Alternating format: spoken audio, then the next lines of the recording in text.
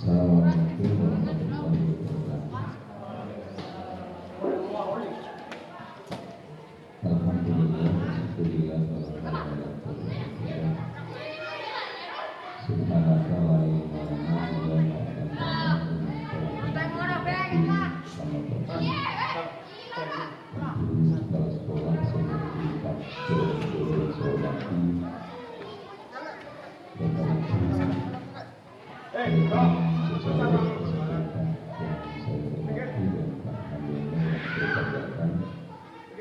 segala puji yang bagi Allah, Tuhan yang telah mempertemukan kita dalam keadaan sehat, tidak pula suatu apa. Salawat dan salam kita berikan kepada Nabi Muhammad SAW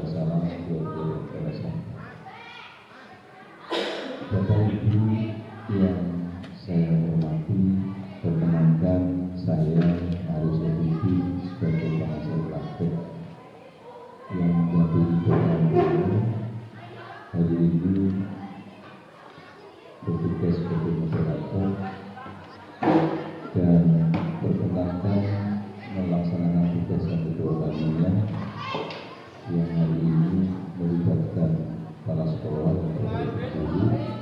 Untuk itu kami pertama mengucapkan terima kasih yang sebesar-besarnya kepada para sekolah yang telah memberikan dukungan atas kegiatan-kegiatan yang sama-sama berlaku. Terima kasih pula atas waktu yang diberikan dan bentuk dukungan apapun yang tentunya melaksanakan kegiatan kampus tersebut.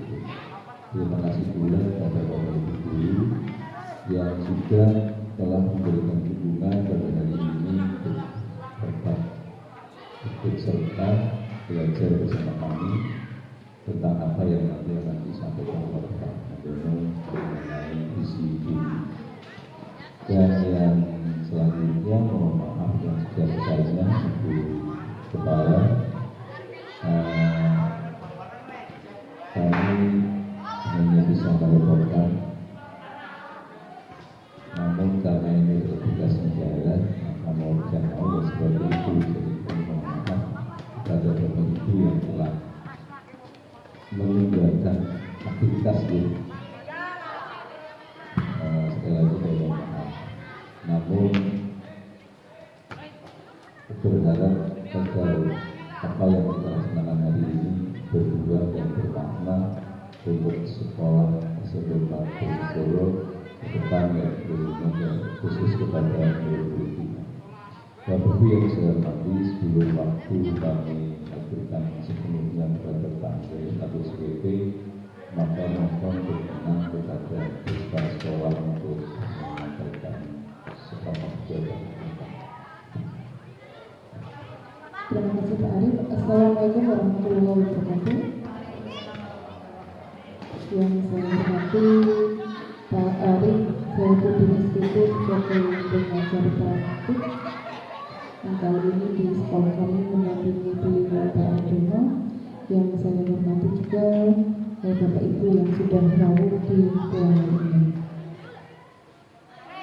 Kehadiran kita di sini kali ini dalam rangka kegiatan pendampingan individu yang kedua sesuai dengan undangan Pak Mandono kemarin terkait dengan materi yaitu prakasa perubahan. Dan mudah-mudahan nanti setelah Bapak Ibu mendengarkan apa yang disampaikan oleh beliau Pak Mandono, betul-betul ada perubahan bagi sekolah kami, sekolah kita, sehingga perubahan yang diharapkan adalah perubahan yang tentunya jauh lebih baik, jauh lebih positif. Betul tadi yang dikatakan oleh Pak Arif, mungkin untuk hari ini beberapa kelas menjadi tidak ditunjuk langsung oleh Bapak Ibu guru, harus ada pengorbanan, tetapi pengorbanan ini insya Allah akan menghasilkan sesuatu yang luar biasa nantinya. Jadi hanya dikorbankan hari ini, tapi nantinya di siswa yang berikutnya atau mungkin siswa siswa yang sekarang ini akan ada perubahan-perubahan positif yang bisa diterapkan oleh kita semua. Dan mudah-mudahan dari apa yang disampaikan oleh Pak Handoko ini nanti bisa merubah mindset kita sebagai pendidik, bagaimana agar visi-misi ini minimal diterapkan dalam lingkungan di kelas Bapak Ibu masing-masing. Selebihnya nanti monggo Pak Handoko untuk menyampaikan kegiatan pada pagi hari ini, dan mohon diaktifkan dari Bapak Ibu untuk menyampaikan kali ini. Mungkin Pak Handoko membutuhkan satu dan lain-lain. Terus sebelum saya akhiri, mohon maaf juga Pak Arif, kami semuanya mungkin hanya sebatas ini, tapi mudah-mudahan Pak Arif memahami kondisi kami yang jauh dari mana-mana, bukan kami tidak menyiapkan, insya Pak Handoko sudah menyiapkan, tetapi karena kami sekolah ini jauh dari mana-mana, sehingga itulah yang bisa kami saksikan. Tapi mudah-mudahan Pak Arif berkenan, apalagi pendampingannya sampai 6 kali, kurang 4 kali lagi ke sini. Demikian yang bisa saya sampaikan. Terima kasih. Untuk seterusnya saya serahkan kembali ke Pak Arif. Assalamualaikum warahmatullahi wabarakatuh. Terima kasih Ketua Sekolah atas apa yang disampaikan. Semoga menjadi apa yang disampaikan tadi terimplementasikan. Selanjutnya waktu kami serahkan sepenuhnya kepada Pak Handoko pada jam 9.05. Setelah diskusi selesai, juga nanti saya akan memberikan sedikit penguatan atas tugas dari BPPT. Waktu sebelumnya kami berikan kepada Pak Handoko.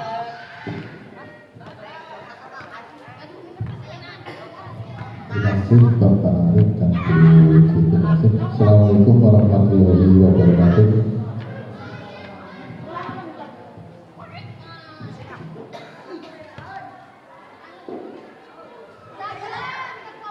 Baik, sebelum memulai dari presentasi dan nanti ada tugas diskusi, di sini saya sudah mempersiapkan puisi. Ini baru pertama saya membaca puisi, tapi untuk tugas baik, saya akan membacakan puisi dari mohon izin Pak Arif, Pak Budi.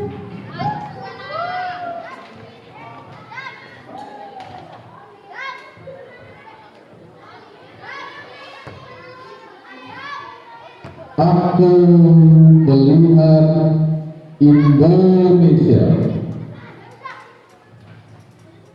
karya Bung Karno.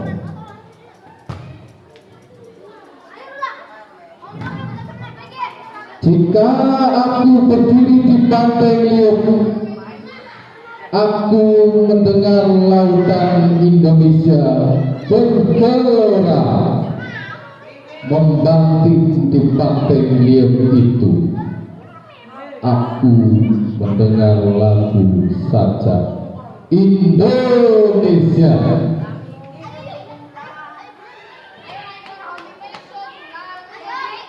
Jikalau aku melihat sawah menguning menghijau, aku tidak melihat lagi batang padi menguning menghijau. Aku melihat Indonesia.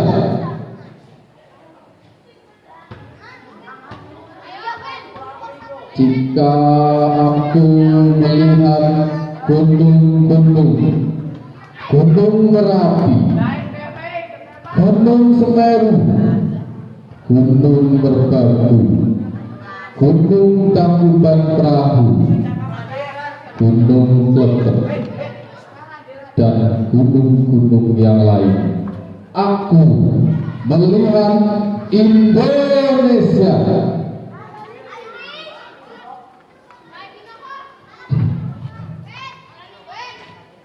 Jikalau aku mendengar pangkur Palaran, bukan lagi pangkur Palaran yang ku dengarkan, aku mendengar Indonesia.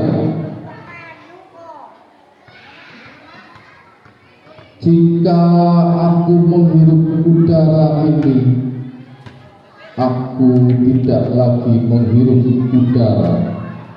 Aku menghirup Indonesia. Jika aku melihat wajah anak-anak di desa-desa dengan mata yang bersinar-sinar berteriak, "Merdeka! Merdeka, Pak! Merdeka!" Aku bukan lagi melihat mata manusia, aku melihat Indonesia. Terima kasih.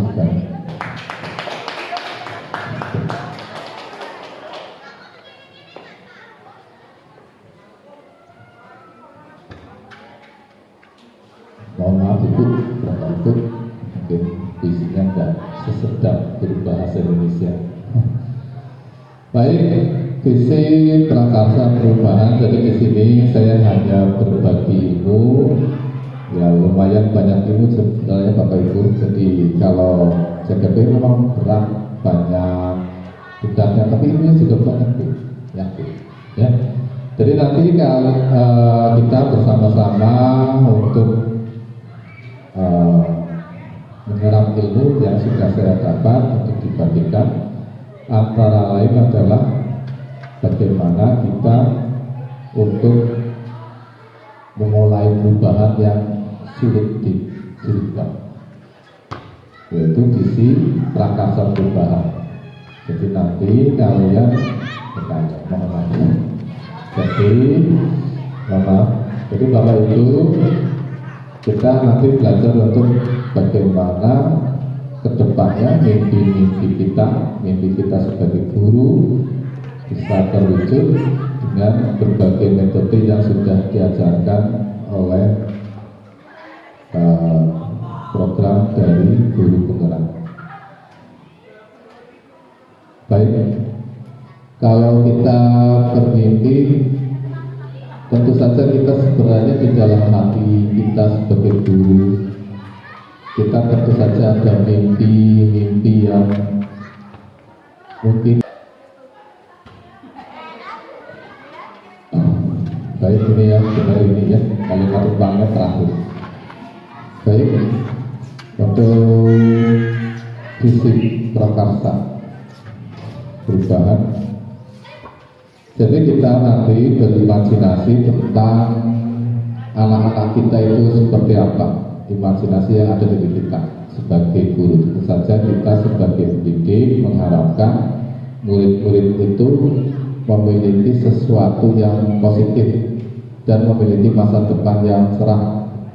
Nah, di sini visi Prakarsa Perubahan yang saya imajinasikan adalah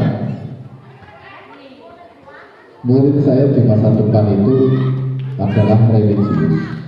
Jadi saya berimajinasi anak-anak itu agamanya bagus. Kan imajinasi kan boleh kayak gimana gitu lah ya. Imajinasinya kan anak-anaknya beragama bagus, terus karena beragamanya bagus, dia lisannya juga bagus, tingkah lakunya juga baik gitu. Karena terjaga oleh religius yang bagus itu. Kemudian yang kedua, selain religius adalah saya berimajinasi, bermimpi kalau anak-anak itu menjadi kreatif. Jadi dia itu potensinya apa, dia kembangkan sendiri. Karena setiap anak itu sebenarnya diberikan sesuatu yang istimewa. Kita tidak boleh mengecilkan murid apapun itu, sebodoh apapun, mungkin dianggap kita bodoh apapun itu, kita tidak boleh sama sekali apa sebenarnya mencaci atau tidak merendahkan, ya tidak boleh sama sekali. Karena setiap anak itu pasti diberkahi sesuatu yang istimewa pada dirinya. Jadi kita tidak boleh mendiskriminasikan murid, memposisikan murid nilainya bawah atas itu tidak boleh. Yang kita bolehkan adalah kita sebagai guru adalah membimbing dia. Jadi paradigma yang saya peroleh di CGT itu yang bagus itu. Jadi selama ini saya itu salah. Salahnya itu menekan murid supaya seperti yang kita inginkan.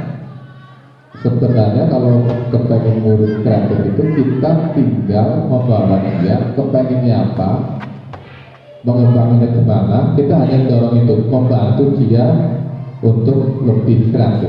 Jadi tidak boleh misalnya kita sebagai guru IPS, saya misalnya guru IPS, oh ini negara-negara dan bagus lalu terus dimarahi, tidak boleh, karena setiap siswa itu punya keistimewaan sendiri. Tapi kalau dia minta, Pak saya kesulitan ini, kita membantu. Gitu. Jadi paradigma kita itu adalah kadang-kadang terbalik. Kita memaksa murid sesuai dengan diri kita, bukan diri kita membimbing murid sesuai keinginan murid itu. Jadi yang betul adalah kita membimbing murid sesuai dengan apa yang diinginkan oleh murid. Makanya dinilai Ki Hajar Dewantara mungkin ada kata-kata yang mungkin mengagetkan kita, bahwa guru menghamba kepada siswa. Kan kaget kita ya, memangnya guru pelayan, bukan ya. Arti dari itu adalah kita ngomong murid supaya mengembangkan dirinya, kemudian dia bisa berkembang sesuai dengan potensinya. Jadi yang kedua, saya memilih untuk berimajinasi bahwa anak-anak itu kreatif, bebas, kreatif sesuai potensinya. Kemudian yang ketiga yang saya inginkan adalah kolaboratif. Kolaboratif itu mampu bekerja sama, mampu berkomunikasi antar teman satu dengan teman yang lain. Itu yang kolaboratif. Ya mungkin kalau melihat diri kita ya, kalau pada saat bekerja mungkin kurang kolaboratif. Nah ini kita mulai berubah untuk berkolaboratif. Misalnya saya bisa ya saya sampaikan ilmu saya. Misalnya Bu Nana bisa ya tolong bagi ilmunya. Itu dalam kadang-kadang kita juga di dunia masa sekarang itu kita butuh sekali orang-orang yang bisa kolaboratif. Nyatanya kadang-kadang ya, nyatanya tidak semua anak yang kita gedenya bisa berkolaborasi, ya berkolaboratif. Pinter tapi tidak bisa bekerja sama dengan orang lain. Nah itu saya harapkan nanti gedenya anak-anak itu pandai kolaboratif. Kemudian yang keempat, saya berimajinasi. Dalam imajinasi saya itu, dalam khayalan saya itu, anak-anak itu juga tidak ketinggalan zaman. Jadi sesuai dengan zaman. Walaupun teknologi itu mungkin kadang membuat anak-anak kita itu mungkin ya rugi dalam pembelajaran, malah terlarut dalam hiburan di teknologi itu, tetapi saya sendiri kepengen mereka tidak ketinggalan zaman, jadi beradaptasi dengan zaman. Bagaimanapun zaman itu terus berubah, kita juga ikut berubah. Nah berubahnya itu kita ke arah yang positif. Jadi teknologi kita genggam untuk sesuatu yang positif. Kemudian yang terakhir, ini juga saya dapatkan dari CGT. Kenapa kok 1, 2, 3, yang keempat itu justru tidak ada di nilai P5 profil Pancasila. Kalau dalam profil Pancasila kan 1 ada, 2 ada, kolaboratif sama dengan gotong royong ada, sesuai dengan zaman mungkin berkebinekaan global ada. Tapi kalau yang kelima tidak, berjati diri sesuai nilai lokal. Tidak ada di dalam profil Pancasila, tapi saya ambilkan dari ajaran Ki Hajar Dewantara. Apa sih berjati diri sesuai nilai lokal? Terkadang kita lupa jati diri kita dari mana. budaya-budaya luar kita telah mentah-mentah, sedangkan jati diri kita tidak tahunya berubah. Contoh kita pergi ke Jakarta, terus kita menjadi kaum urban yang sudah berbahasa lu, gue, lu, anjir, dan lain sebagainya gitu ya. Itu kan budaya yang aslinya bukan dari diri kita, bukan dari orang tua kita gitu. Nah, jadi kalau yang kelima ini saya mengharapkan kita berjati diri sesuai nilai-nilai luhur yang ada di sekitar kita. Contoh, bersalaman sebelum berangkat sekolah itu kan tidak dari sekolah, tidak diajarkan di mana-mana, tapi dari jati diri nilai-nilai luhur di kita. Kita berbahasa yang satu kepada yang lebih tua, itu juga ada di nilai-nilai lokal kita.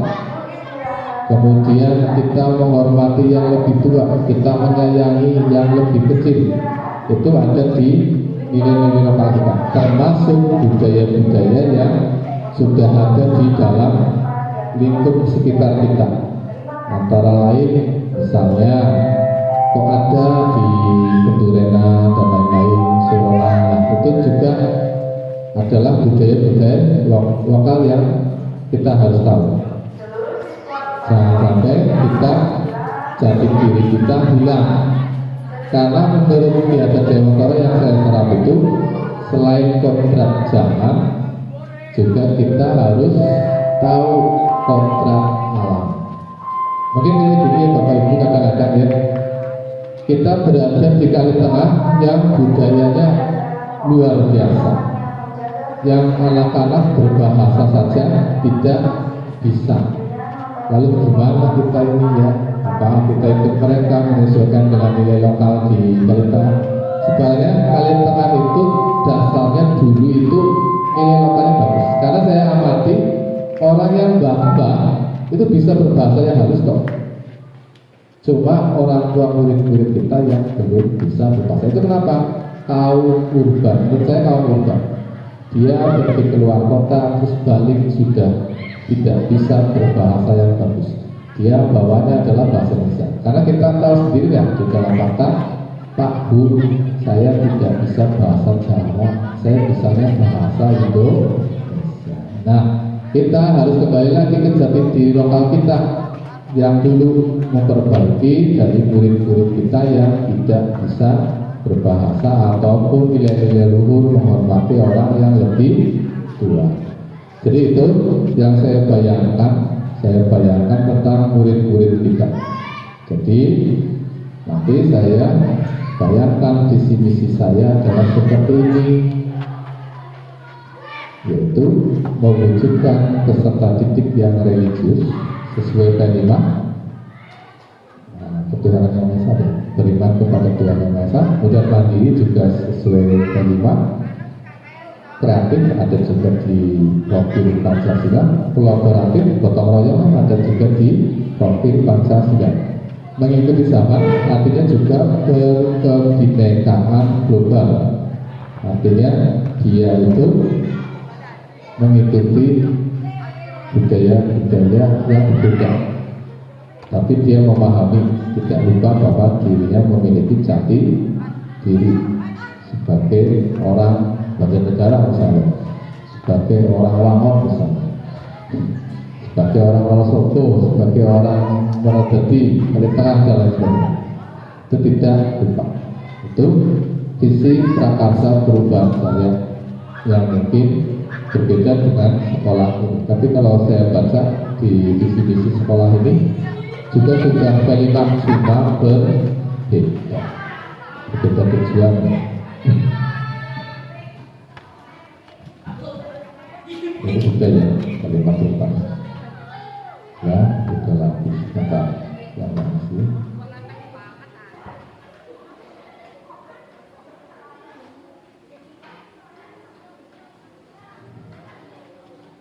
kemudian yang selanjutnya dalam visi religius ini misinya seperti ini. Jadi Sebenarnya mengintegrasikan nilai-nilai tidak usah terpanjang lah ya, bertindak dengan moral, etika, agama, berkontribusi positif dan lain sebagainya. Kemudian yang kreatif termasuk bernalar kritis itu juga ada di dalam profil Pancasila, imajinatif, inovatif, kreatif, berkontribusi pada kemajuan masyarakat dan menciptakan solusi baru dalam berbagai aspek kehidupan. Kemudian kolaboratif, misi yang saya imajinasikan adalah bisa bekerja sama secara efektif dengan rekan-rekan sekelas dan guru, membangun keterampilan komunikasi, berbagi pengetahuan dan menciptakan lingkungan belajar yang positif dengan tujuan hasil pembelajaran itu baik. Itu imajinasinya seperti itu. Kemudian sesuai dengan zaman menjadi individu yang adaptif. Jadi zaman berubah ya kita ubah, tapi tidak ubah jati diri dan gunakan teknologi itu secara positif. Kemudian berpengetahuan luas, memiliki kemampuan sosial dan kepemimpinan yang kuat, serta berkontribusi positif pada masyarakat. Sedangkan yang berjati diri sesuai nilai lokal adalah memahami, menghargai nilai-nilai budaya dan lokal yang ada dalam masyarakat mereka, berkontribusi positif dalam mempertahankan dan melestarikan warisan budaya tersebut melalui tindakan dan kehidupan sehari-hari mereka. Jadi contohnya di gambar adalah bersalaman kepada orang tua. Baik, Bapak Ibu, mohon maaf ya kalau penjelasan saya kurang begitu jelas, karena saya juga masih belajar Bu, itu masih hidup. Tapi kalau ada lain waktu ada pembelajaran yang bagus, mungkin Ibu Kepala Sekolah mau memberi waktunya lagi ya, sekarang 1 jam 2 jam. Itu ada budaya positif yang bagus kan, cara menangani murid yang ada masalah, kita menangannya ada 6, ternyata kita salah itu. Sebagai penghukum, ya seperti yang guru Bapak Guru yang sudah menghukum salah ternyata kita itu banyak paradigma yang salah. Terus sebagai membuat rasa bersalah, membuat diri kita salah, bersalah gitu kan, itu juga salah. Sebagai teman itu juga salah ternyata. Yang bagus itu sebagai manajer kita menyelami lebih dalam kepada anak tersebut supaya bertanggung jawab kepada dirinya. Mungkin ya kalau ada waktu ya nanti kita belajar bersama-sama. Itu baik Bapak Ibu, kita berdiskusi ya. Kalau saya tahu itu namanya yang dibagi kita tolong imajinasi, imajinasi, kemudian ya, satu nanti dibacakan, terus saya yakin Bapak Ibu punya imajinasi sendiri-sendiri, punya tentang mimpi sendiri-sendiri yang mungkin kita tidak membayangkan itu. Monggo Bapak Ibu diisi tentang kalimat-kalimat terumpang itu, terus kita diskusikan bersama-sama. Dalam waktu berapa menit Pak? 30 menit.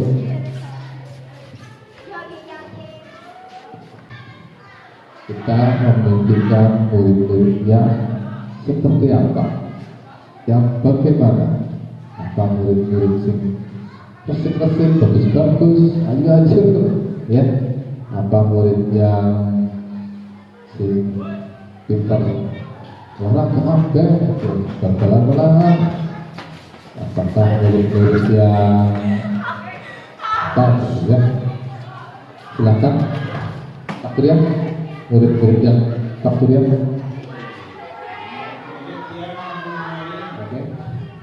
Oke, kita memimpikan murid-murid yang diantaranya adalah mempunyai motivasi yang tinggi, yang selama ini di kelas kita temukan masih banyak anak-anak yang motivasi belajarnya masih sangat kurang, sehingga kita menginginkan motivasi belajar anak yang tinggi. Demikian. Iya, motivasi belajar yang lebih bagus. Saya kira kita memang mengharapkan seperti saya juga ya di dalam hati. Ini baru keluar kalau takdiran ngomong, baru teringat oh iya ya. Motivasi belajar anak yang kurang dulu kita impikan menjadi pada seragam sinau, pada semangat belajar yang tinggi, naik guru yang lebih bersemangat untuk masuk, gitu ya. Baik, monggo ada baik Mas Arif SS. Terima kasih Pak. Untuk kalimat gerbang yang pertama ya Pak. Untuk kalimat gerbang yang pertama, saya ingin memimpikan murid itu menjadi murid yang soleh dan solehah. Yang pertama, dia santun kepada orang tua baik di sekolah maupun di rumah. Dia semangat dalam belajar dan yang penting adalah berbudi luhur. Begitu Pak. Terima kasih. Bagus sekali, yang besar. Ya, lengkap kok Pak Arif ya. Cocok ya. Cocok dari di sini. Jadi yang pertama soleh dan solehah. Artinya religius ya, hampir sama dengan saya juga di Profil Pancasila juga ada beriman kepada Tuhan yang Maha Esa. Kemudian berakhlak mulia, santun kepada orang tua, baik di rumah atau di sekolah. Kebetulan anak sekolah kok kalau gurunya sopan, pegang rumah kalau bapak ibunya mau main itulah ya. Kemudian ada apa Pak? Oh, semangat belajarnya tinggi ya, bagus, sama dengan Bapak Durian ya, hampir sama masalahnya seperti itu, yaitu memunculkan, mengharapkan murid kita mempunyai semangat belajar yang tinggi. Ada lagi Bapak.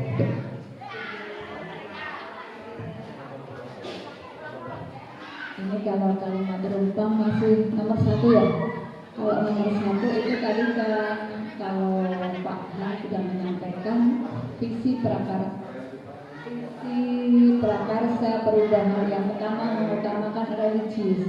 Karena religius di sini maknanya luas ya. Karena kadang ada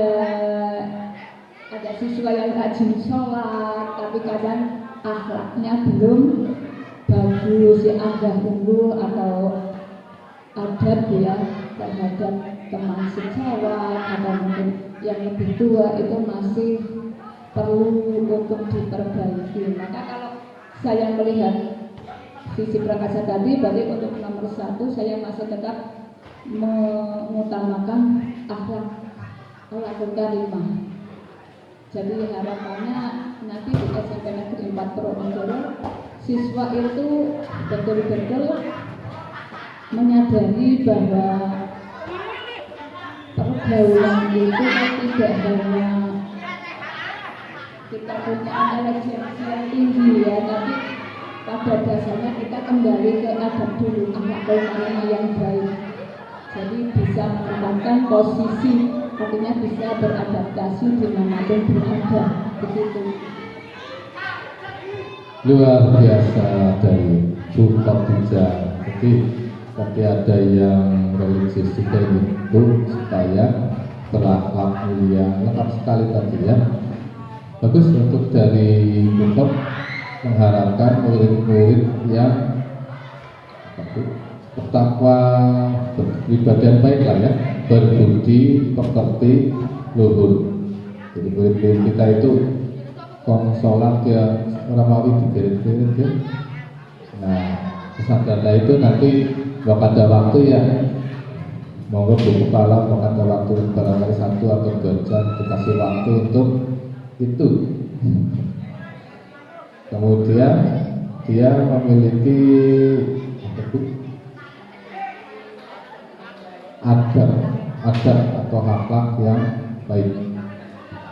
Ada lagi Bu Yuan? Oh Bu Yuan dong, sama siapa? Hidup sama SS. Oh iya. Barangkali beda sedikit-sedikit begitu.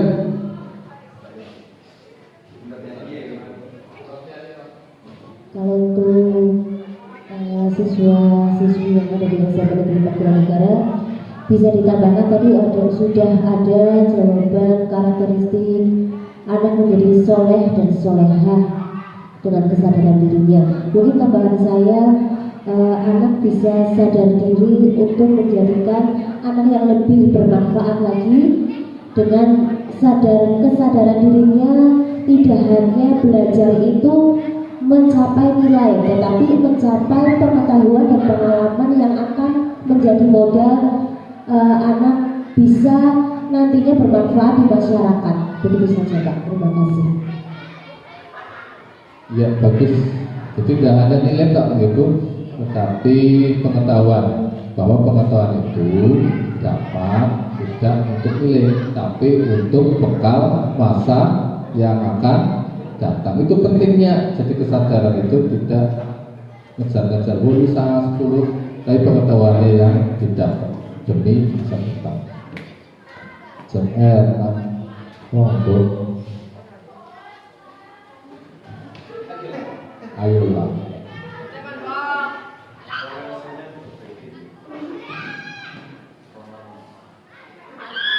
Untuk poin yang pertama, kita memberikan murid-murid yang pada dasarnya ini sudah terjawab semua oleh rekan-rekan saya tadi, meliputi religius, ada keterampilan di sini yaitu keterampilan bersosialisasi, berkomunikasi yang nantinya dibutuhkan untuk kehidupan di masa yang akan datang siswa tentunya. Dan berintelek, karena pada dasarnya orang hidup itu kan butuh pengetahuan seperti itu. Terima kasih. Ya, bagus sekali dari Bu Ella. Yang terakhir itu juga sama ya, berintelek, bahwa intelektual itu adalah bekal kita, bekal untuk anak-anak kita di masa yang akan datang. Jadi tidak sekedar mengejar nilai saja. Baik, untuk mempercepat waktu, nah setiap tumpang nanti kalimat-kalimat tumpang ini hanya 2 saja yang ini, sama terus ya. Kita percaya murid-murid adalah nomor 1, 2 dulu. Silakan siapa dulu?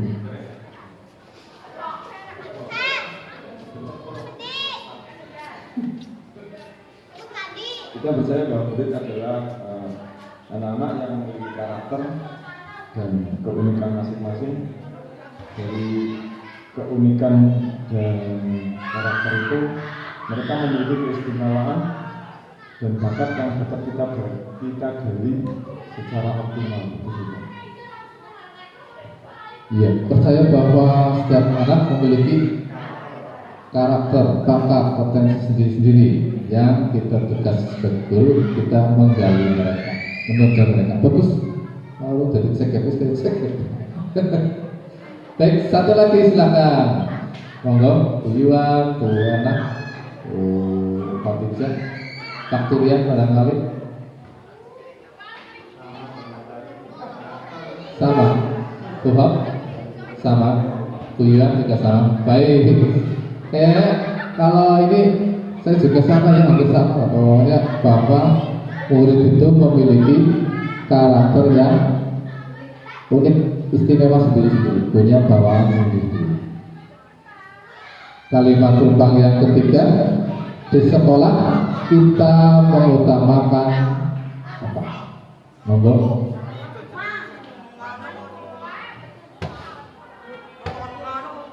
Di sekolah kita mengutamakan saat ini apa ke depan ini? Oh bebas. Kalau selama ini sih kita mengutamakan pengajaran di kelas. Semoga tahun depan ya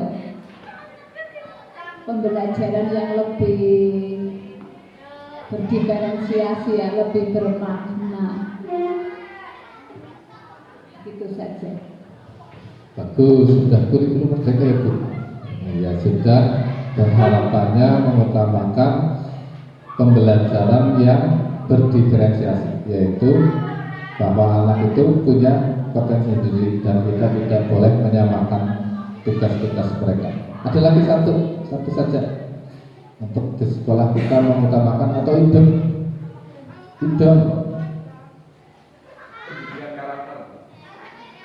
monggo Mas Arif, pendidikan karakter ya, mengutamakan. Oh iya. Artinya kita lebih ke sikap sosial ya, sikap-sikap karakter mereka daripada nilainya. Oh iya, lebih utama karakter mereka. Baik, lanjut ke kalimat penumpang berikutnya. Kita percaya bahwa murid-murid adalah, monggo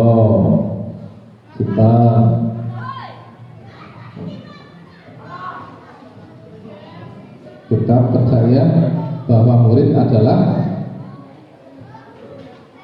ya silakan monggo.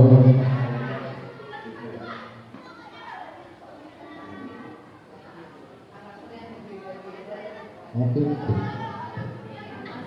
Oh ya, masih tadi ya, lanjut ya. Oh, satu baik ya. Murid di sekolah kita sadar betul bahwa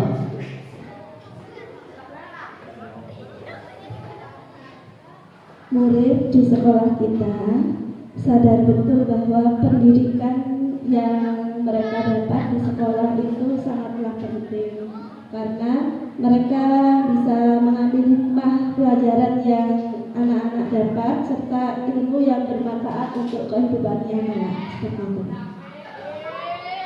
bagus penjelasan yang perfect dari Bu Erna, bahwa murid kita sadar betul untuk apa tuh begitu.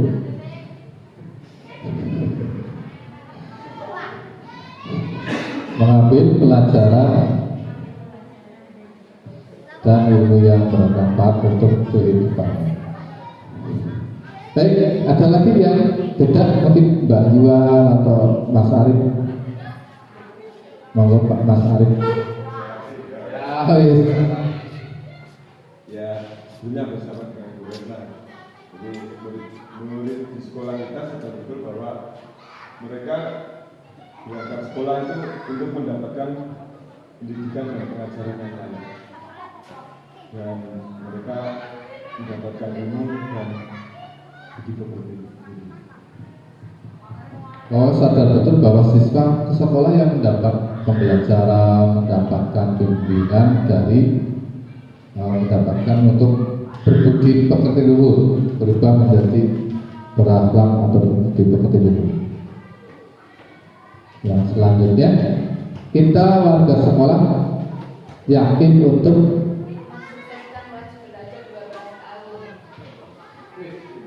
kita warga sekolah di sekolah ini ya untuk mensukseskan wajib belajar 12 tahun. Baik, kita warga sekolah ini yakin untuk mensukseskan wajib belajar 12 tahun. Ada lagi? Bagus.